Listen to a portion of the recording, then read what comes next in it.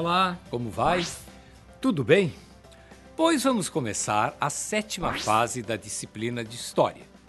Estudaremos um pouco mais as relações que podem ser estabelecidas entre a África e o Brasil. Uma dessas relações pode ser feita através da escravidão. A mão de obra escrava, sobretudo africana, foi uma das responsáveis por manter a economia do Brasil por muito tempo, até praticamente o final do Império. Estudaremos também mudanças sociais provocadas pelo estabelecimento da família real portuguesa no Brasil. Também caracterizaremos o tempo do Império e o seu final, com a proclamação da República, que na sua primeira fase foi chamada de República Velha. Em 1930, Getúlio Vargas assume o poder através de uma revolução e de um golpe. Entre 1937 e 1945, Getúlio comandaria uma ditadura, o Estado Novo. Posteriormente, entre 1964 e 1985, o Brasil conhecerá outra ditadura, a civil-militar. Durante essa ditadura, ocorre uma série de atos que têm por objetivo calar os opositores do governo. O mais famoso de todos foi o ato institucional número 5, chamado de AI-5. Lentamente ocorre uma abertura política e a diminuição do poder do governo ditatorial. Apenas em 1985, o Brasil entra em processo de redemocratização. Contudo, mesmo com mais democracia, o Brasil ainda enfrenta problemas sociais graves, que veremos durante essa etapa. Ficou curioso com tudo isso? Então, vamos dar início a essa etapa na próxima aula. Não se esqueça!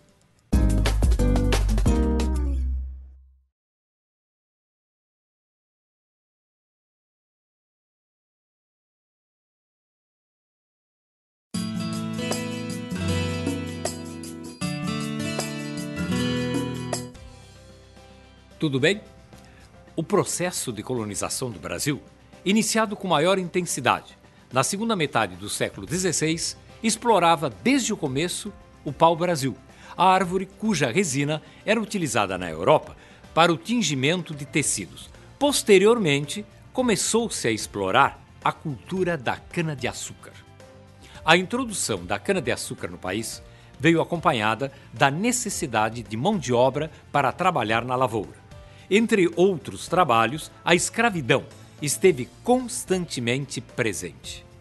Nas lavouras de cana-de-açúcar, em primeiro lugar, foi utilizada a mão de obra escrava de alguns grupos indígenas nativos do Brasil. Logo em seguida, ela foi sendo gradativamente substituída pela mão de obra africana escrava. Os escravos africanos que chegaram ao Brasil foram trazidos de diferentes regiões da África, como, por exemplo, do Congo, da Mina, Moçambique, Benguela e outras localidades. Os africanos foram forçados a desempenhar o trabalho escravo.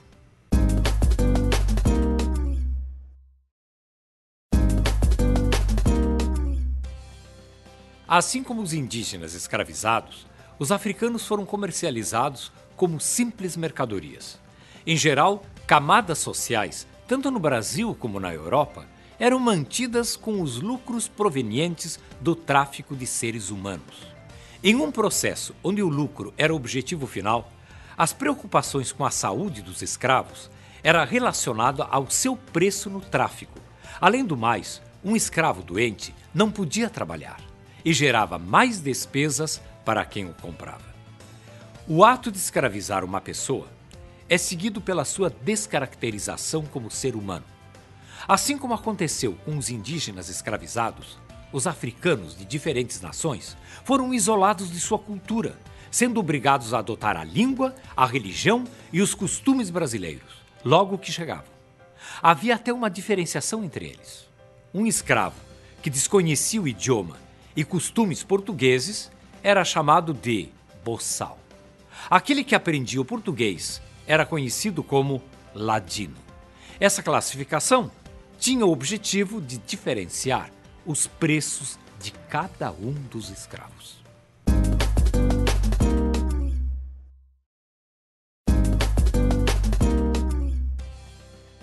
quando chegavam ao Brasil, os escravos deviam ser batizados na religião cristã, que, em geral, não encarava a escravidão como um processo negativo. Durante muito tempo, assim como se fez com os indígenas, membros da Igreja Católica se questionavam se o africano tinha mesmo uma alma. Em geral, as famílias dos africanos que eram capturados eram separadas, e muitas dessas pessoas nunca mais se viram. Muitos escravos que dividiam a mesma senzala não pertenciam às mesmas nações na África, e muitas dessas nações africanas eram inimigas entre si.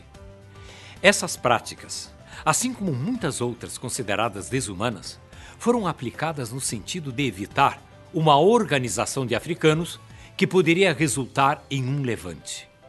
Mas mesmo separados das origens e dos familiares, os africanos conseguiram trazer para o Brasil muitos dos costumes tradicionais. Por aqui transmitiram e implantaram práticas que pouco a pouco foram sendo absorvidas e contribuíram muito para a formação daquilo que comumente chamamos de cultura brasileira. Até o próximo encontro.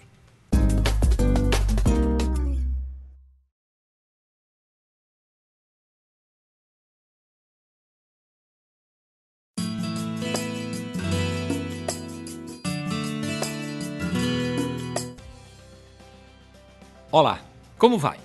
Tudo bem? Durante muito tempo, tratou-se a escravidão como um processo violento contra o negro africano, onde ele não praticava nenhuma reação, ou então reagia apenas de forma violenta. O processo de escravidão, como se sabe, foi marcado pela violência, pelo uso de castigos físicos, mutilações, abusos sexuais e condições de trabalho subhumanas. Durante o período da escravidão africana no Brasil, ocorreram constantes fugas e revoltas em busca de liberdade. Contudo, os escravos reagiam de formas não violentas também. Atualmente, os historiadores pesquisam a existência e a importância da família escrava, que se desenvolvia dentro das senzalas, como forma de tentar manter uma vida tão normal quanto o ambiente permitia. Muitos escravos mantinham empregos, tanto no campo quanto na cidade, e tinham a permissão de seus senhores de ficar com uma parcela do que ganhavam. Garantir a liberdade era para eles tão importante que muitos usavam esse dinheiro para comprá-la.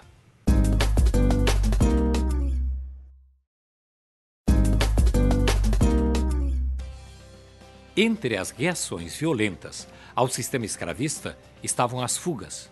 Os escravos fugidos, para conseguir sobreviver sem aparecer nas cidades, onde seriam presos, formavam aldeias, que ficaram conhecidas como quilombos. Nos quilombos, havia um grande número de pessoas negras, mas também se descobriu quilombos onde habitavam indígenas e escravos brancos. Nos quilombos, os escravos, em sua maioria negros africanos, tentavam restaurar a estrutura social africana, sendo que alguns elegiam até seus reis. O mais famoso quilombo brasileiro foi o de Palmares, localizado no que hoje é o estado de Alagoas. O mais famoso líder do quilombo de Palmares foi Zumbi dos Palmares, que ainda hoje é considerado como um herói da resistência negra.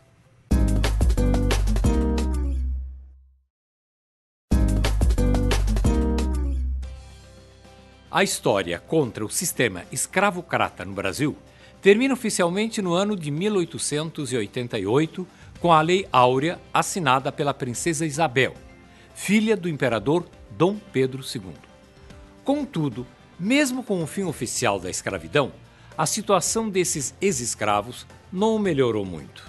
Sem um programa que visasse inserir essas pessoas na sociedade, elas foram obrigadas a manter um estilo de vida não muito diferente da escravidão, ganhando muito pouco pelos seus serviços e sofrendo grandes preconceitos da sociedade em geral. Atualmente, muita dessa discriminação ainda acompanha as pessoas de descendência africana. Apesar disso, a presença do negro africano na sociedade brasileira não foi importante apenas para a produção agrícola. Os descendentes de africanos deixaram a sua influência, por exemplo, na culinária, no idioma, na música, em festas locais comuns a muitos estados brasileiros. Mas para encerrarmos esse assunto, lembremos de alguns pequenos trechos e versos do famoso poema de Castro Alves, O Navio Negreiro. Ao referir-se à bandeira brasileira, ele dizia: Auriverde pendão da minha terra, que a brisa do Brasil beija e balança. Antes te houvessem roto na batalha, que servires a um povo de mortalha. Até o próximo encontro.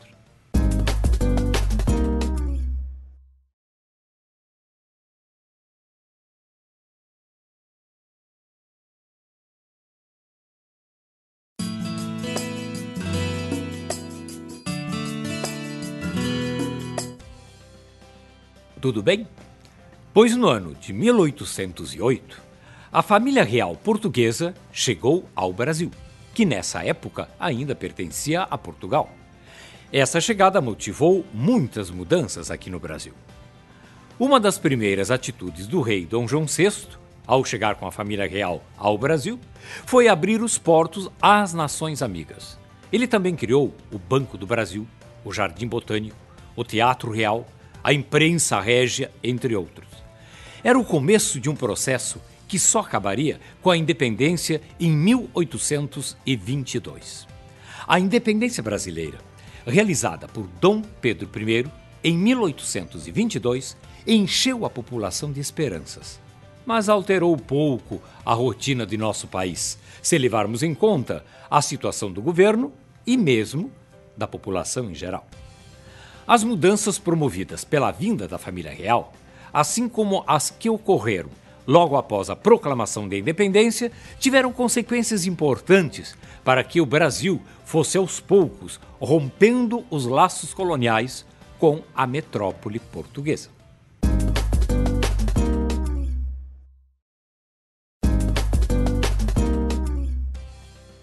Mesmo com o Brasil tendo se tornado independente de Portugal, em 1822, a monarquia brasileira estava ainda bastante forte. O período de reinado de Dom Pedro I, que vai de 1822 até 1831, é conhecido como o Primeiro Reinado. Durante o Primeiro Reinado, no quadro social, mais da metade da população era formada por escravos. Grande maioria do restante desse grupo era formado por trabalhadores de baixa condição social. A grande maioria das terras cultiváveis do Brasil pertencia a uma elite social formada por nobres ricos e por pequenos proprietários de terras. As condições sanitárias, ou seja, relativas à saúde da população, eram precárias, assim como as condições de moradia. Em geral, o período do Primeiro Reinado foi um período de transição política marcado por uma continuação da dependência frente ao mercado externo, além de uma crise econômica, política, social e financeira. A consolidação do processo de independência se deu de forma mais clara em 1831, quando Dom Pedro I abdicou ao trono brasileiro.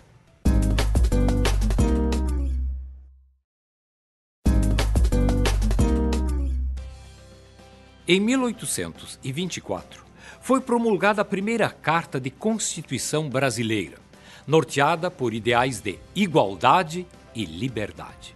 Mesmo com uma Constituição, os direitos garantidos por ela chegavam a poucas pessoas. O direito de voto, por exemplo, só era dado a quem tinha uma determinada renda. Isso era chamado de voto censitário. Além disso, o voto não era secreto. Todos poderiam saber em quem cada pessoa votava. Por fim, essa Constituição previa a continuação de uma monarquia hereditária.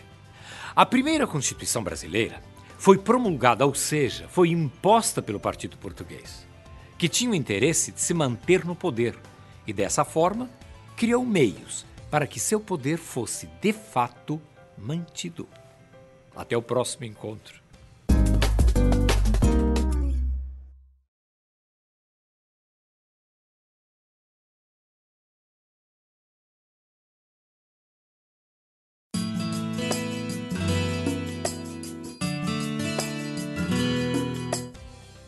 Olá, tudo bem?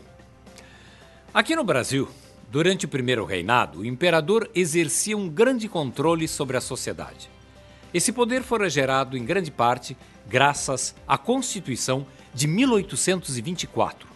Sua principal característica, além dos poderes executivo, legislativo e judiciário, era a instituição de um quarto poder, o poder moderador. O poder moderador ficava ao lado do executivo, do legislativo e do judiciário, e era exclusivo do monarca. Através dele, o imperador controlava a organização política do Império do Brasil e governava segundo os seus próprios desígnios. Por meio deste quarto poder, Dom Pedro I podia aprovar ou não as decisões da Assembleia. Mas esta situação não foi aceita por toda a sociedade imperial. A posição autoritária de Dom Pedro I, aliada a uma série de fatores políticos e econômicos, atraiu para a figura do imperador alta impopularidade que o forçaram a abdicar. Devido à abdicação de Dom Pedro I, era o filho, Dom Pedro de Alcântara, quem ficava com o trono. Porém, ele era menor de idade, uma criança, e segundo a Constituição brasileira, não podia assumir o poder. Então, em seu nome foram nomeados regentes, os quais governaram até que ele atingisse a maioridade. Esse período na história do Brasil é conhecido como período regencial.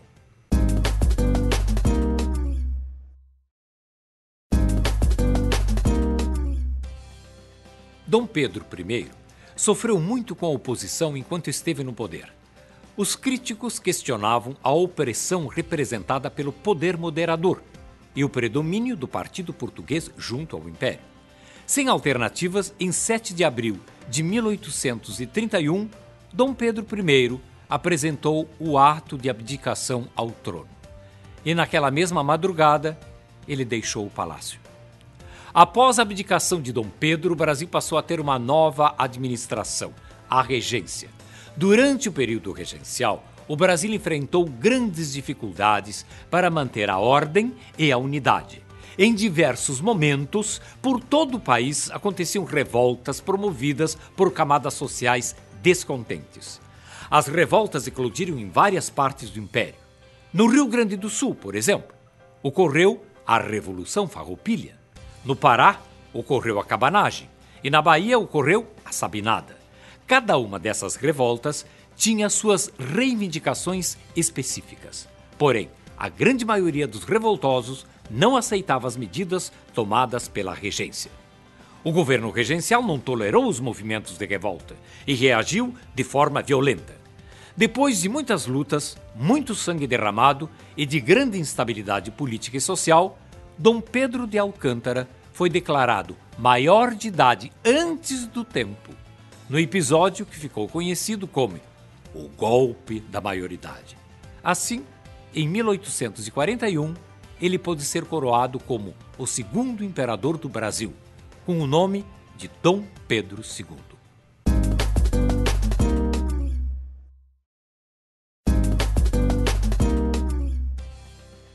Com a abdicação de Dom Pedro I, em 1831, seu filho, Pedro de Alcântara, de apenas 5 anos, herdou o trono imperial. Como ele não podia assumir o poder, o Brasil foi governado por regentes, que tinham o objetivo de conduzir o governo até que o herdeiro atingisse a maioridade e pudesse assumir o trono. O período regencial foi marcado por várias revoltas contra o governo central, onde brasileiros enfrentaram brasileiros. No entanto, a repressão do governo central não impedia que em outros locais novas revoltas surgissem. A instabilidade política e as incertezas aliadas às várias dificuldades locais fizeram desse período um dos períodos mais conturbados da história do Brasil. Por mais que o governo reprimisse com violência as revoltas, elas continuavam a acontecer por todo o país. A situação só se acalmou quando o príncipe regente, Dom Pedro II, através do chamado golpe da maioridade, foi coroado. A partir de então, Dom Pedro II proporciona uma certa estabilidade política e as revoltas regionais diminuem, mas não acabam por completo.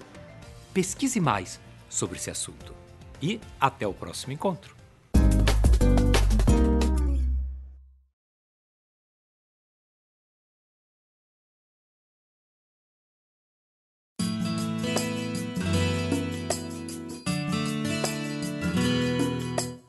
Olá, tudo bem? O Brasil foi o último país independente do Ocidente a acabar com a escravidão. Isso aconteceu oficialmente no ano de 1888, com a assinatura da Lei Áurea pela princesa Isabel. Mesmo com a extinção oficial, a vida daquelas pessoas não apresentou grandes melhoras, uma vez que naquele momento os ex-escravos não tinham, de fato, espaço para competir no mercado de trabalho. Muitos deles, para conseguir sustento, submeteram-se a continuar trabalhando para os ex-senhores. A abolição da escravidão passou por um longo processo e a aceitação não foi imediata. Envolveu a sociedade como um todo, pois as opiniões eram divergentes e muitos eram contrários ao sistema. Contudo, várias leis foram criadas para abolir o sistema opressor. A luta dos abolicionistas foi crescente e constante, e depois de muita pressão, finalmente foi assinada a Lei Áurea.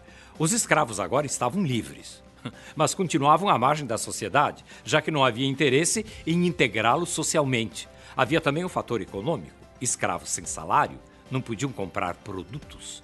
Com o fim da escravidão e a obtenção de salário, ex-escravos podiam ser considerados consumidores em potencial.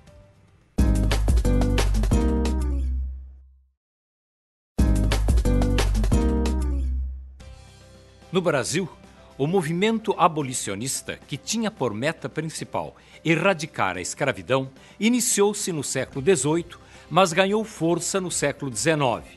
Até então, o que havia eram tentativas emancipacionistas que queriam a extinção gradual do trabalho escravo, enquanto os abolicionistas desejavam a abolição total e imediata da escravidão. Várias medidas foram tomadas para resolver o problema da escravidão. Os abolicionistas buscaram de todas as maneiras solucionar o problema, mas eram minoria. O fator econômico favoreceu as leis contra a escravidão, mas o desenrolar dessa história se deu somente após muita luta. Quando os donos das fazendas e comerciantes das cidades observaram que era, no momento mais favorável, contratar trabalhadores imigrantes do que manter o trabalho escravo, os imigrantes passaram a ocupar o lugar do escravo, levando em consideração as novas leis. Muitos ex-escravos permaneceram trabalhando para seus ex-senhores, por uma questão de sobrevivência, pois nada possuíam que pudesse garantir o sustento. Portanto, se submeter ao trabalho de quem o maltratou era a única solução. Só que desta vez recebiam um salário para sua manutenção. Contudo, em geral, esse salário recebido não era suficiente para suprir as necessidades básicas desses ex-escravos.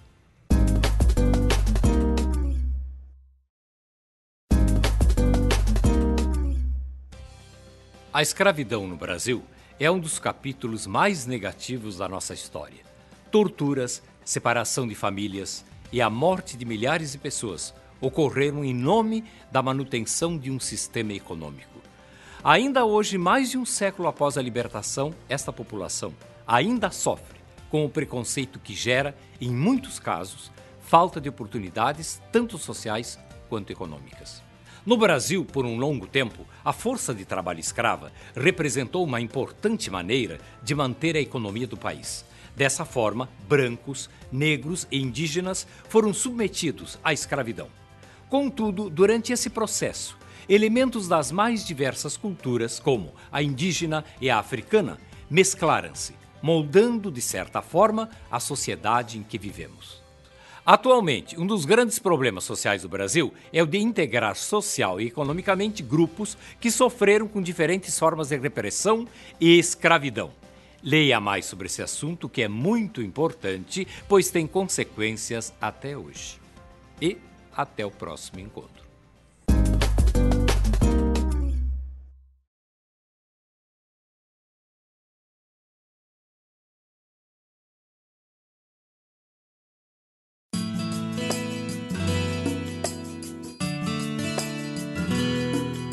Olá, tudo bem? Entre 1889 e 1930, a política brasileira foi marcada pela República. Uma das principais características desta fase da República, chamada de República Velha, foi o coronelismo. A denominação coronel veio do Império, quando os grandes proprietários recebiam esse título da Guarda Nacional. Na República Velha, a sociedade era fortemente agrária e os coronéis detinham um grande poder. A influência desses coronéis chegava a diversos setores da sociedade. Os coronéis eram proprietários de grandes extensões de terras e tinham muitos empregados. O salário dos empregados das fazendas eram muito baixos. Para sobreviver, eles dependiam dos favores dos coronéis, como dinheiro emprestado e ajuda para educar os filhos.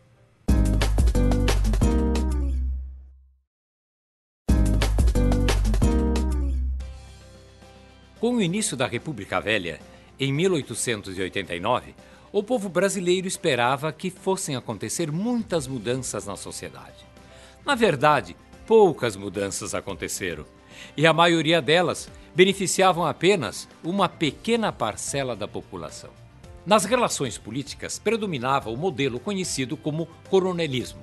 Nesse sistema, os governantes e os coronéis trocavam favores. Os coronéis garantiam votos para os políticos, que retribuíam assim com benefícios para os proprietários rurais, os coronéis. O povo não tinha liberdade para escolher em quem queria votar, pois o voto era aberto e fiscalizado por agentes dos coronéis. Isso era chamado voto de cabresto. As oligarquias político-econômicas de São Paulo e Minas Gerais eram sustentadas por esse sistema político e, por isso, conseguiram ficar tanto tempo no poder.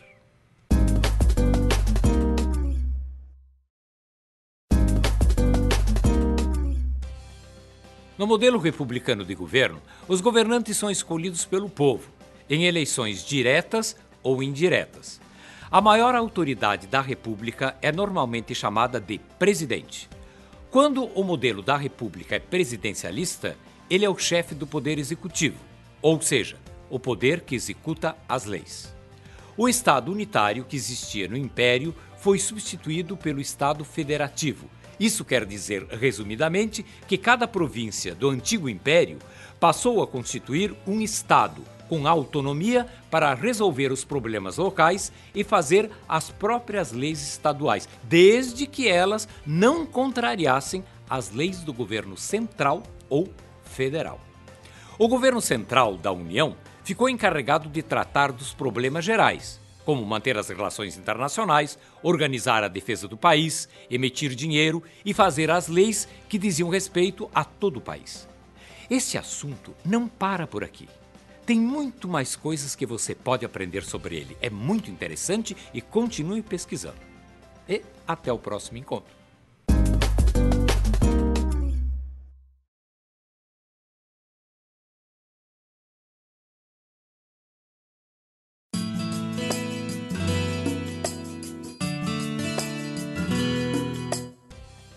Como vai?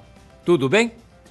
No Brasil de 1930 a 1945, ocorreu um período chamado de Era Vargas, que durou 15 anos.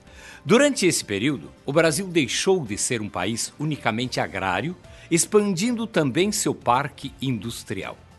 Durante esse período, o Brasil passou por uma série de mudanças econômicas e sociais. Essas mudanças diziam respeito principalmente às bases do desenvolvimento, ao modelo econômico adotado, à ênfase na industrialização orientada pelo Estado, à liberalização política e ao controle social e sindical. Nas décadas de 1930 e 1940, ocorreram profundas mudanças no país. Uma importante mudança foi o crescimento do populismo, ou seja, uma série de medidas adotadas por Vargas para obter o apoio popular. Outra importante mudança foi a inclusão do voto para toda a população alfabetizada, maior de 18 anos, inclusive as mulheres.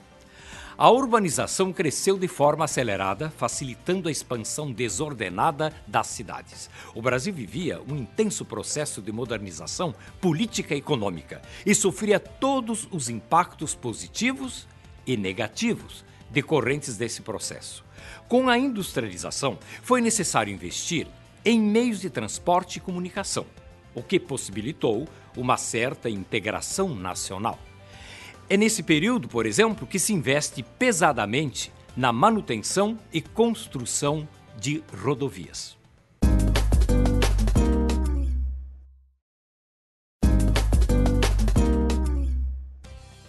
Getúlio Vargas começou as mudanças no país durante o chamado Governo Provisório, instituído em 1930.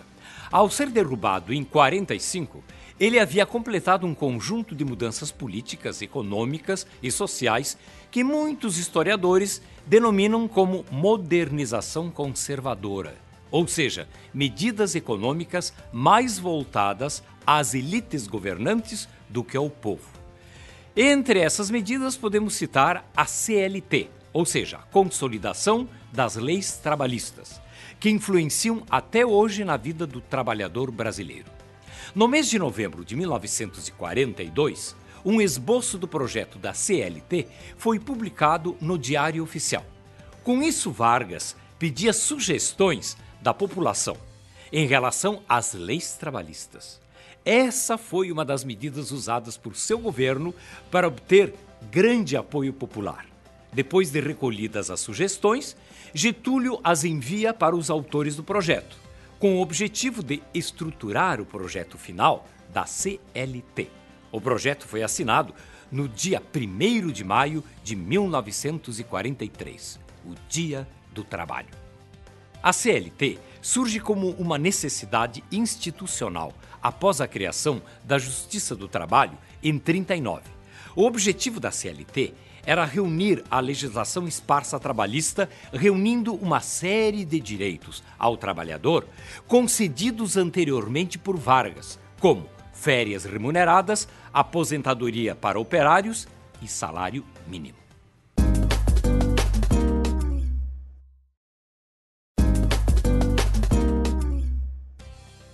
No dia 16 de julho de 1934, era promulgada a nova Constituição do Brasil.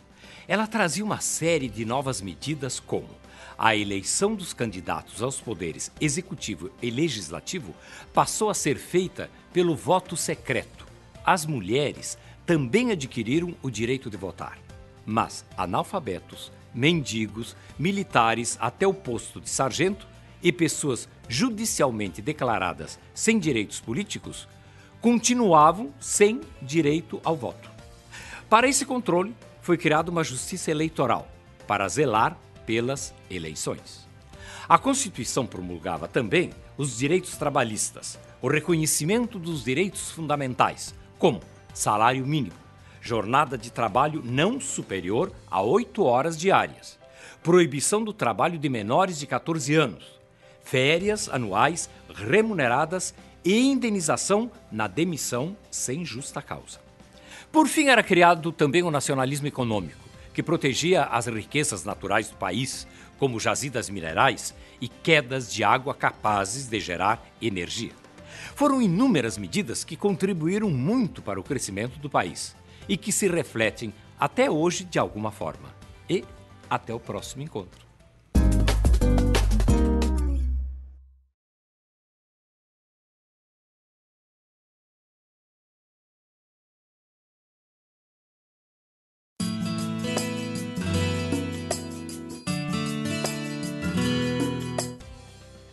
Olá, como vai?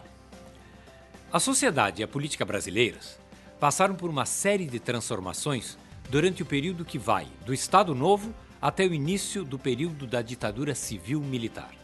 Esse período é compreendido entre os anos de 1937 até 1964. Durante esta época, ocorreram diversas formas de governo no país.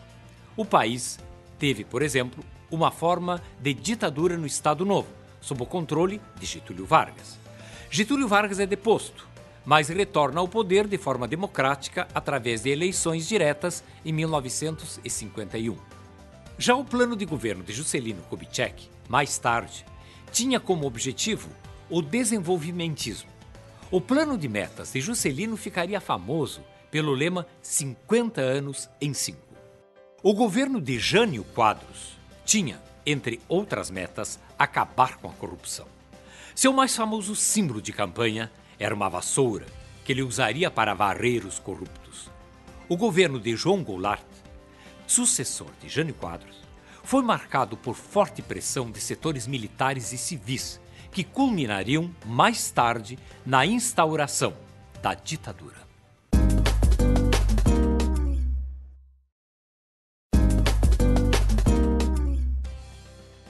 O programa da Aliança Liberal no Brasil previa diversos direitos para os trabalhadores. Os direitos garantiam previdência social, salário mínimo e férias para todos os trabalhadores. E foi o que fez Getúlio, desde que iniciou o governo provisório. Instituiu a jornada de trabalho de 8 horas diárias, regulamentou as férias anuais, criou o Instituto de Aposentadoria e Pensão. Em 1940, ele criou também o salário mínimo, de 240 mil réis por mês, correspondente ao valor mínimo dos alimentos e bens necessários à sobrevivência de um trabalhador. Getúlio Vargas tornou obrigatória a emissão e o registro da carteira de trabalho, tanto para o controle das relações trabalhistas, como para demonstrar que o Estado tratava os trabalhadores como cidadãos. Foram muitas as propostas e programas que tinham por objetivo mudar as condições de vida do trabalhador. Contudo, na prática, muitas dessas propostas não ocorreram de forma satisfatória, pois as necessidades democráticas foram utilizadas por muitos governantes como formas de atingir o poder. Necessariamente, essas promessas de campanha nem sempre foram cumpridas.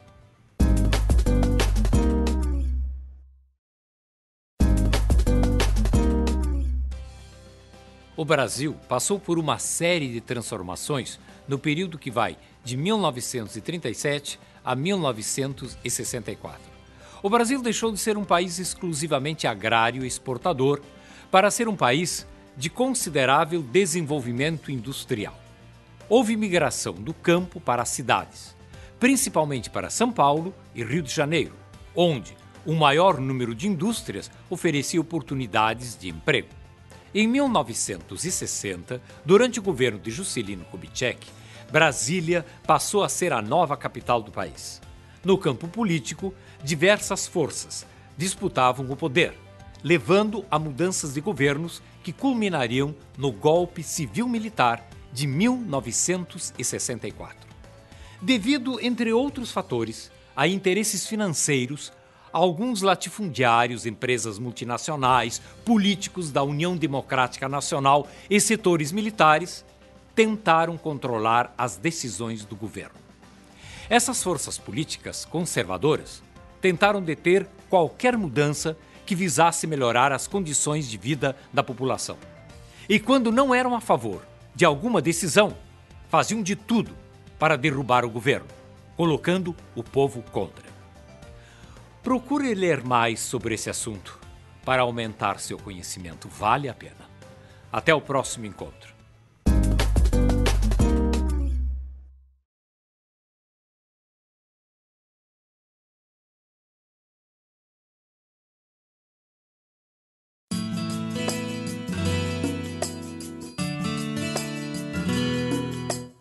Olá, tudo bem? O Brasil passou por várias mudanças durante o período da ditadura civil-militar. As principais mudanças aconteceram nas áreas econômica e social. A economia brasileira ficou cada vez mais dependente do capital internacional. O Brasil fez vários empréstimos e entrou na fase do chamado milagre econômico. O produto interno bruto cresceu bastante. Os investimentos internos e externos contribuíram para o crescimento do país, principalmente na área da infraestrutura. Esses investimentos criaram muitos empregos. Durante esse período foram projetadas e realizadas algumas obras faraônicas, como a rodovia transamazônica e a ponte Rio-Niterói. Mas os governos militares não demonstraram preocupação com as causas sociais. Para calar os descontentes, as principais ações do governo foram a censura e a repressão. A ditadura civil-militar teve por objetivo transmitir uma imagem de crescimento. Hoje sabemos que essa imagem de propaganda governamental não se mostrou totalmente verdadeira. Os militares se preocuparam em fazer grandes obras que não favoreceram as classes sociais mais necessitadas.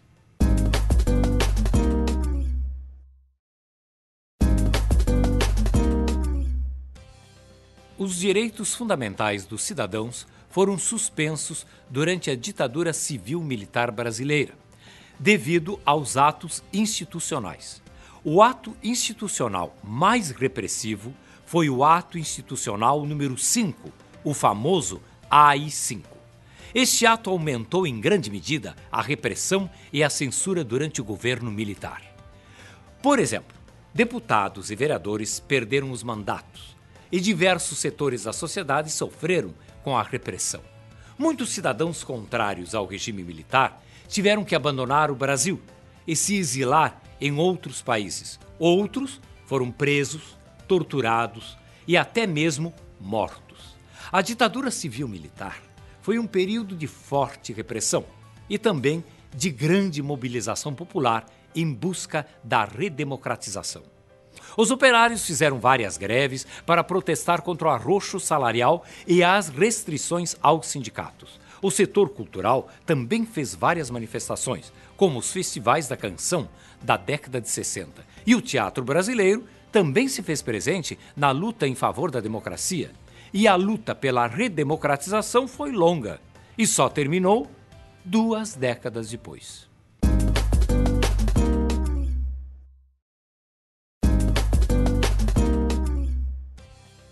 A crise mundial do petróleo de 1979 e a elevação dos juros no mercado internacional agravaram a crise do governo de João Figueiredo.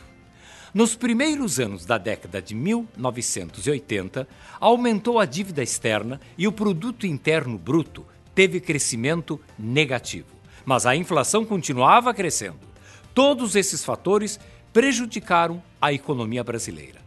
Em 1983, novos governadores eleitos pelo povo assumiram o poder dos estados. A ditadura civil-militar perdeu forças e começou a dar sinais que estava chegando ao fim. A oposição política renovou as forças e começou a exigir eleições diretas para presidente da República. Em 1983, uma frente única reuniu vários partidos e entidades de oposição para reivindicar eleições diretas. O movimento ficou conhecido como Diretas Já. O aumento da pressão popular e a crescente oposição política foram fundamentais para o retorno do processo democrático brasileiro. Leia mais sobre isso, vale a pena. Tchau e até o próximo encontro.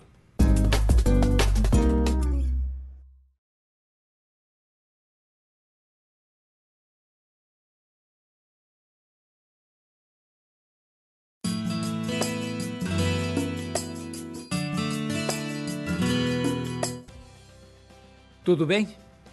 O governo do presidente João Figueiredo, de 1979 a 1985, foi marcado por intensas pressões sociais. Em 1983, aconteceu uma manifestação que reuniu cerca de 10 mil pessoas em São Paulo e também em várias outras cidades do país.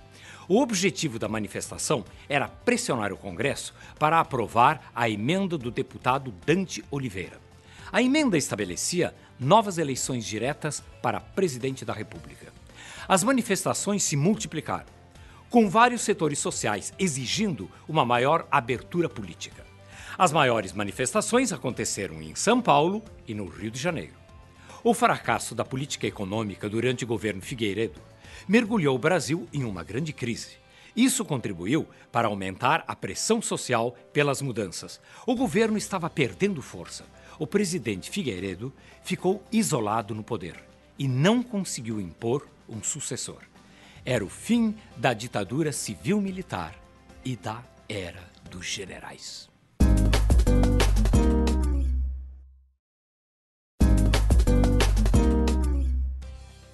O fracasso do modelo político-econômico adotado pelo regime militar ficou evidente durante o governo de Figueiredo. O país mergulhou em uma das maiores crises da história. A crise levou os trabalhadores a reivindicar reajuste salarial e, com isso, também exigir mudanças políticas. Trabalhadores do setor industrial e funcionários públicos fizeram inúmeras greves. Os movimentos grevistas foram reprimidos com violência, principalmente os que aconteceram na região do ABC Paulista. Mas o governo já não tinha o mesmo poder de repressão. Milhares de trabalhadores foram para as ruas a exigir diretas já. O sentimento nacionalista uniu jovens, estudantes, intelectuais, artistas, trabalhadores em geral e políticos. O comício realizado em São Paulo no dia 25 de janeiro de 1984 marcou a luta pela retomada da democracia e contou com a participação de cerca de 300 mil pessoas. Tais manifestações reuniam cada vez mais pessoas. A tão esperada abertura política era uma questão de tempo.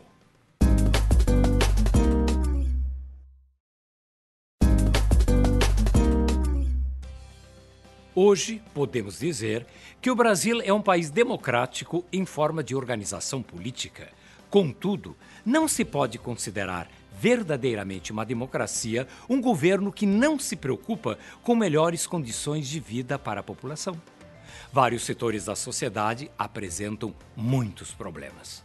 Um dos problemas da saúde são os hospitais superlotados, a falta de medicamentos e as enormes filas para atendimento.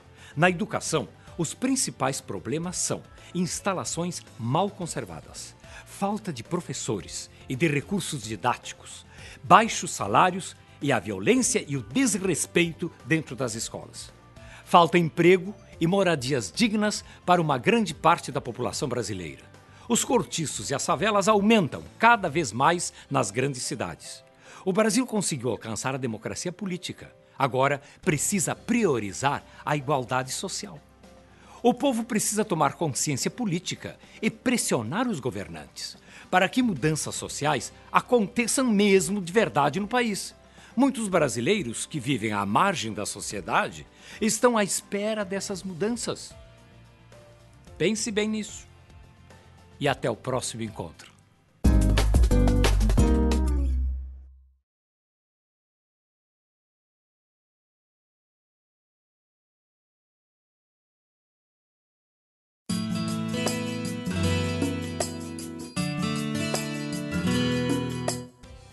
Olá, tudo bem? Depois de um longo período de ditadura civil-militar, o Brasil passou pelo processo de redemocratização. Com a redemocratização e a possibilidade de participar das escolhas políticas, cresceu a expectativa de que a volta da democracia traria também mais igualdade social. A população pensou que as condições de vida iam melhorar. A ditadura civil-militar acabou, mas muitos problemas daquele período ainda podem ser percebidos na sociedade atual. O Brasil continua tendo altos índices de analfabetismo. Muitos não têm acesso à saúde ou a moradias dignas. O desemprego e a desigualdade social continuam existindo. O processo de redemocratização não trouxe necessariamente igualdade social e melhores condições de vida para todos os brasileiros. O Brasil tem um longo caminho pela frente para resolver muitos problemas sociais ainda.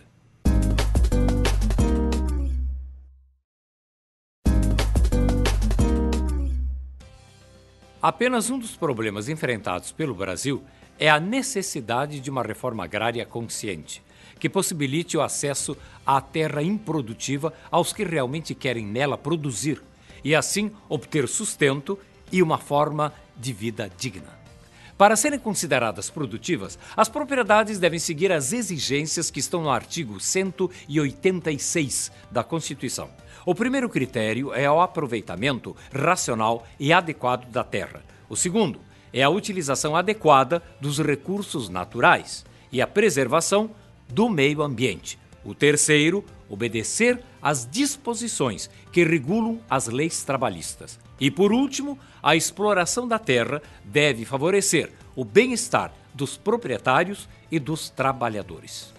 As terras que passam pela reforma agrária são redistribuídas para famílias rurais, para servir de moradia e de fonte de renda. Além de dar a terra, o governo precisa criar mecanismos para ajudar as famílias a estruturar a propriedade rural que receberam. A reforma agrária poderia resolver muitos problemas em diversas zonas rurais brasileiras.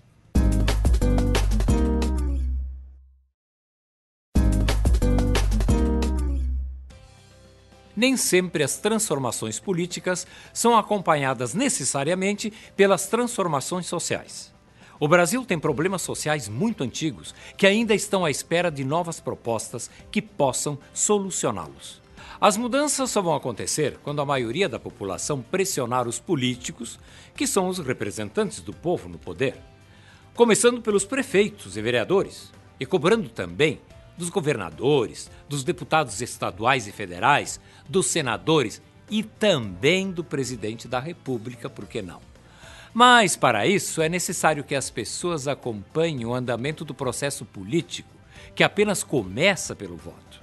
É necessário votar de forma consciente, mas também acompanhar a trajetória dos políticos em quem se vota, e dessa forma garantir a não reeleição de certas personalidades que pouco ou nada contribuem de forma eficaz para que os muitos problemas do Brasil possam ter uma solução. Pense nisso e até o próximo encontro.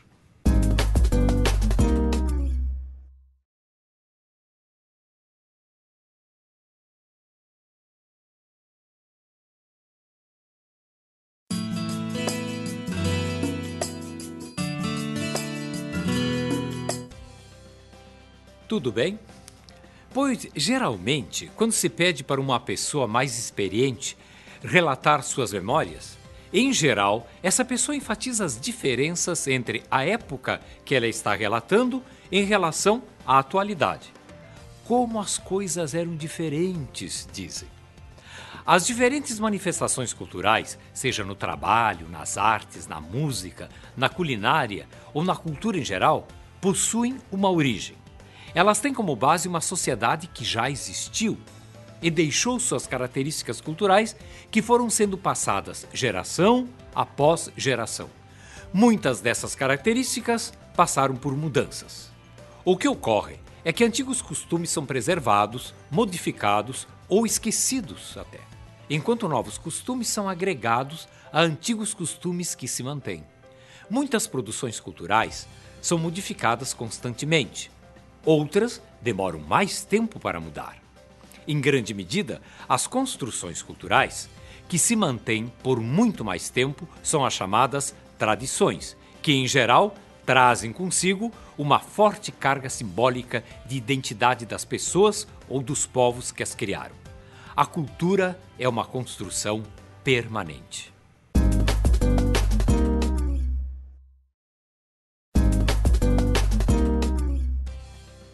As festas, os jogos, os monumentos arquitetônicos, as pinturas, esculturas, visitações a museus, todos esses materiais e atividades são manifestações de uma cultura. Essas manifestações culturais variam de geração em geração. Algumas são inventadas, algumas são modificadas e outras são até esquecidas. As lembranças dos nossos avós, bisavós, passadas muitas vezes oralmente, também fazem parte da cultura. São parte da construção da identidade cultural. Essas lembranças, na maioria das vezes, transmitem conhecimentos que são passados ao longo de gerações. Receitas, remédios, histórias de família, músicas, cantigas, dizeres e ditados populares. Isso e muito mais faz parte da cultura de cada um. Portanto, a cultura pode ser ou o monumento arquitetônico ou a receita de chá ou de bolo de algum antepassado. O que se aprende com pessoas mais experientes ou se ensina aos mais jovens é considerado cultura. Divirta-se.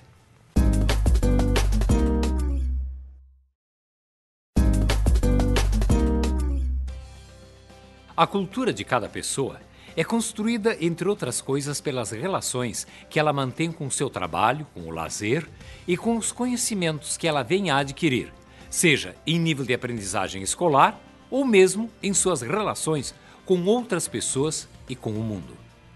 Muitas atividades de lazer são importantes meios de propagação cultural. Entre elas, se pode citar o teatro, os museus, o cinema, as festas populares, a música, a dança e mesmo as relações que se mantêm com amigos e familiares. As atividades que exercemos como forma de lazer dizem muito sobre uma época cultural.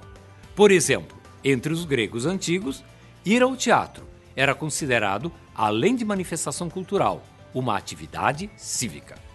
No Brasil, entre as décadas de 1930 e 1950, ouvir rádio era uma das formas mais populares de lazer, cultura e informação.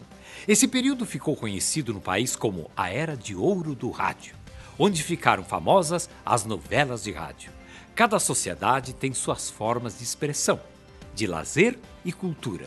E a cultura, como vimos, está sempre em constante mudança. Até o próximo encontro.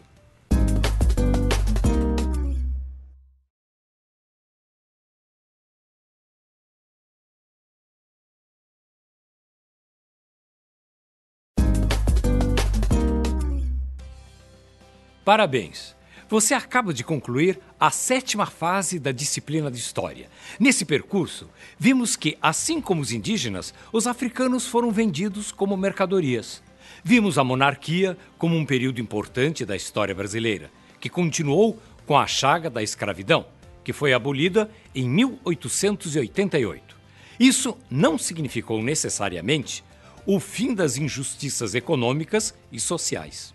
O início da República, com o domínio dos grandes latifundiários, principalmente de São Paulo e Minas Gerais. Também vimos a época de Vargas e seu período de ditadura e a posterior deposição de Getúlio em 1945.